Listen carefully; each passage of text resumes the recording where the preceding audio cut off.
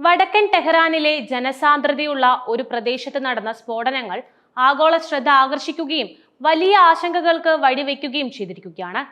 സ്ഫോടനങ്ങളുടെ തീവ്രതയിൽ സമീപത്തുണ്ടായിരുന്ന കാറുകൾ പോലും വായുവിലേക്ക് തെറിക്കുന്ന ദൃശ്യങ്ങൾ സംഭവത്തിന്റെ ഭീകരത വിളിച്ചോതുന്നുണ്ട്. റൈസിംഗ് ലയൺ എന്ന ദൗത്യത്തിന്റെ ഭാഗമായാണ് ഈ ആക്രമണം നടന്നതെന്ന് പറയപ്പെടുന്നു. ഈ മാസം ആദ്യം ഇറാനിയൻ കേന്ദ്രങ്ങൾക്ക് നേരെ ഇസ്രായേൽ നടത്തിയ വ്യോമാക്രമണങ്ങൾക്ക് ശേഷം 12 ദിവസത്തെ തുടർച്ചയായ വ്യോമാക്രമണ പരമ്പരയുടെ ഭാഗമായാണ് ഈ പുതിയ സംഭവ വികാസങ്ങളുള്ളത്.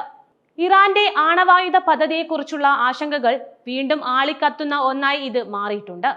വടക്കൻ ടെഹ്റാനിലെ തിരക്കേറിയ ഒരു പ്രദേശത്ത് നടന്ന സ്ഫോടനങ്ങൾ എത്രത്തോളം ശക്തമായിരുന്നു എന്ന് വീഡിയോ ദൃശ്യങ്ങൾ വ്യക്തമാക്കും. യാത്രക്കാരുടെ കാറുകൾ പോലും വായുവിലേക്ക് തെറിച്ചുയരുന്നത് സ്ഫോടനത്തിന്റെ തീവ്രതയ്ക്ക് അടിവരയിടുന്നുണ്ട്.